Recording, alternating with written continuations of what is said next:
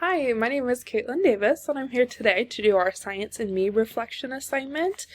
So to start off, I just want to give a brief introduction about me and what some of my earliest science memories were. So I am interested in science, but it's never been something that I really spent a whole lot of time in outside of school. In elementary, I honestly do not remember anything about science in school. So as I started thinking about it, when I was really young, my parents would get us these things where we'd like build the electric circuits and do different experiments at home, but not necessarily in school. And in sixth grade, I took a class called CSI Blood and Guts, and it was a science class that covered a wide variety of science topics, primarily focusing on anatomy. So some of the most interesting things to me that we studied was like DNA and going through and like how to build it and how the strands go together and all of that. And then I also really enjoyed studying the offspring traits, like the recessive and dominant traits, and I always found that really interesting, and I absolutely loved making the boxes where you got to find all the different ways that the traits could be combined. So that's a little bit about my earliest memories of science and science in school. So as I think about my philosophy of education, this one was a little bit tricky. So I thought for a little bit, and it really challenged me to think about what is my philosophy and how does science apply to it. So the characteristics that I found that I believe align with my philosophy is the heavy focus of collaboration with peers. Science is a great opportunity to be able to work with one another and do experiments, and it also incorporates the hands-on learning, and for me that has always been a big thing. I want learning to be very interactive and engaging. I am not someone who wants to sit in their seat all day filling out worksheets, so I really like the opportunity to use science as a way to discover the world and build interest. So moving to the characteristics that differ from my original philosophy. So I had never really thought about the critical thinking piece, and that was kind of in the back of my mind when I thought about, philosophy, what things are important.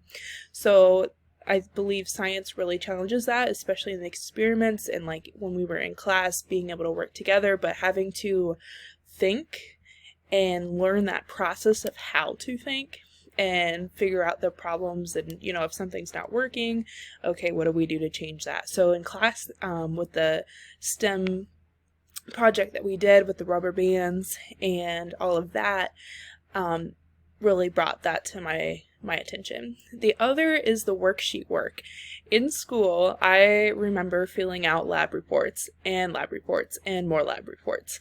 So that was kind of my understanding of how science works, and that really differs from my original philosophy, because I do lean towards the more hands-on approach. So that was one of the interesting ones.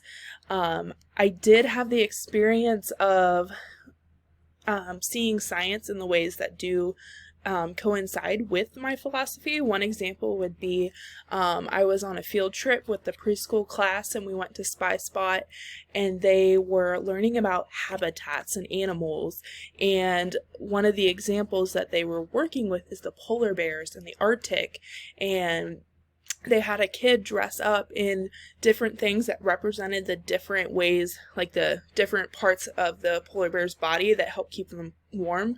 So the different layers under their skin and everything. So that was really interesting, where they got to be actively participating in it and being able to put that into like reality versus just writing it down on a paper. So that was a really good opportunity to see that hands-on. Alright, so for our course content and me, some of the concepts of interest would be like the physical science areas, such as the week on using energy or comparing kinds of matter. As I was thinking about my unit plan, matter became a very hot topic for me, very interesting. So I think that's going to be amazing to be able to learn more in our class that I can also apply there as well. So a challenging concept would be ecosystems and biomes. I have never done well with studying the environment and ecosystems and how the world, like the physical world, works. So that I think is going to be one of the challenging concepts, just because it's something that I've always not had a lot of interest in. So I don't really understand a lot of it. So, but I think this class will be really great to be able to have more exposure and be able to learn more and feel confident enough to teach it as a teacher in a classroom. So I think all of these are going to be really great opportunities for me to learn and feel more confident as a teacher when it comes to teaching science.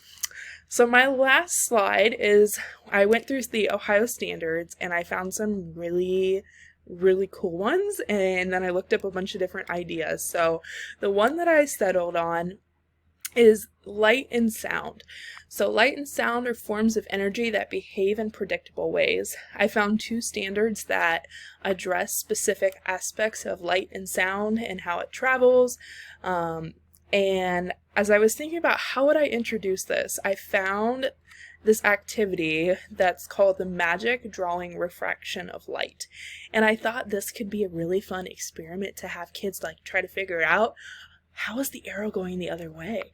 And then kind of have them brainstorm different ideas and then introduce the idea of light and how light makes this possible, and then go deeper into the different aspects of light and different things that happen with it. So I just thought that was really interesting, and I would love to be able to try that someday.